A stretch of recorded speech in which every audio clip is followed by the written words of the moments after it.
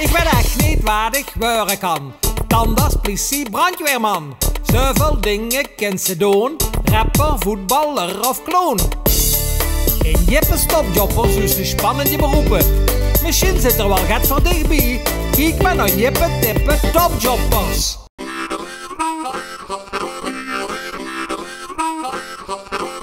Ja jongens en meisjes, in Limburg zijn heel veel kwekerieën.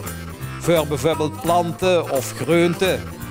En in Noord-Limburg vindt ze heel veel champignonkwekerijen. En vandaag wil ik in Jippe's Topjobbers gaat meer te weten komen over het beroep van champignonkweker. Maar ik ben niet alleen gekomen, ik heb 3 heren metgenomen. Ik ben Jippe, maar wie bent u, meneer? Ik ben Bart. En ik ben Max. En ik ben Raoul. Tja, en ik ga hier in het Shelta Instituut afgesproken met een echte champignonkweker. Maar hoe is het er? Ah, daar komt er al aan. Hallo, ja, stel jezelf eens even voor, wie bent u? Ik ben Matt Hoeze van champignonkwekerij Kapendier. Zeg meneertje Matt, vertel eens wat over champignons. Ja Jippe, daar kan ik u ontzettend veel over vertellen, maar dan kunnen we beter naar beneden gaan. Daar hebben ze een echte champignonkelder, daar kan ik het veel beter uitleggen. We zien hier nu in de champignonkelder en dan ziet je wie een witte champignon kruidt. Voor veel mensen is dat een delicatesse.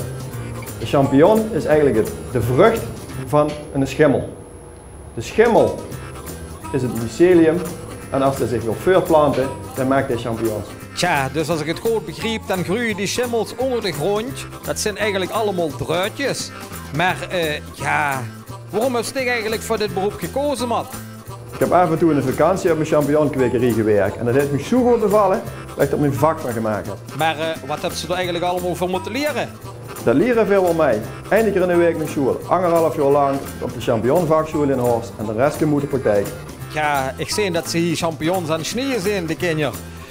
Gaat dat zo ook in de grote kwekerijen? In de grote kwekerijen doen ze dat met een machine, dan gaat dat veel sneller. Ja, ik denk dat we dan maar eens even gaan kijken naar zo'n grote kwekerij. Dat is mogelijk, Jippe. Kom maar eens mee.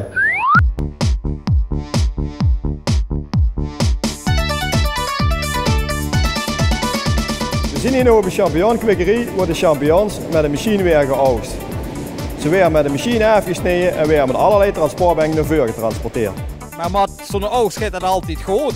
Nee Jippe, dat is natuurlijk een levend gewas en een levend krijg kan altijd wat fout gaan. Wie dat dan? Hè? Er kunnen allerlei ziektes in komen, het blijven schimmels, dus het kan heel makkelijk fout gaan dat er meer of minder paddenstoelen opkomen. En die machine gaat dat altijd goed? Dat blijft techniek, daar gaat van alles kapot, meer als dat ze leuk vindt. Oké, maar wat gaat nu met die champignons gebeuren als die hier van het transportbaantje in die kisten gaan, waar gaan die hier? Die gaan naar de winkel en naar de fabriek, dat doen ze in putjes, blikjes en zakjes. Ook gaan de champignons naar restaurants en wat ze er daarmee doen, daar gaan we nu naar kijken. Nou, we zijn nu in een restaurant en we kallen hier met een echte kok die heel veel van champignon en champignongerechten en champignonsoep hield. Maar het is hier wel warm, ik sta die pot voor 3 dubbeltjes op een kookplaat. Dat wordt niet gaat warm onder de voet. Maar stel zichzelf eens even voor, Wim Bustig. Ja, ik ben Roel Wellens en ik ben chef-kok hier bij de Shelta Instituut. En we gaan vandaag eens een soepje maken. We nog, heb je er een beetje zin in?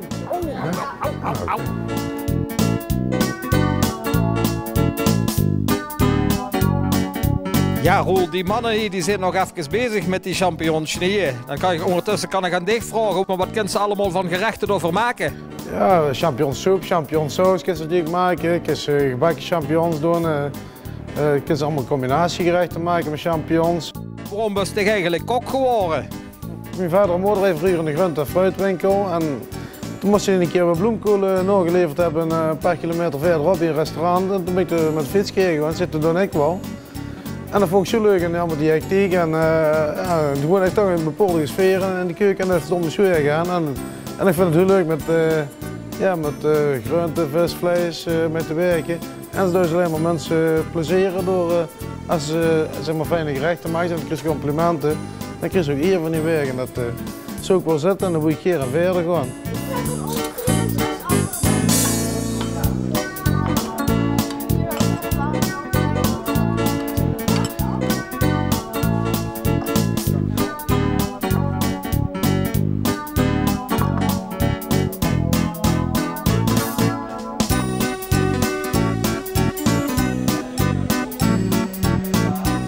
Ja, jongens en meisjes, en terwijl ze hun eigen gemaakte champignonsoep lekker zitten te schmikkelen, zeg ik tot de volgende keer. Ik hoor je bij pittige sproetensoep en ik pak me hier een broodje. Ja. Hé Jeppe, wat is dit hier nou? Kom, weg hé. Ja, wat deunt zich wel niet? Potverdriet, dubbeltjes nog niet aan toe. Oh, wat dat tem ik nog allemaal hé.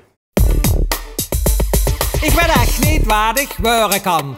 Tandarts, politie, brandweerman. Zoveel dingen kent ze doen. Rapper, voetballer of kloon.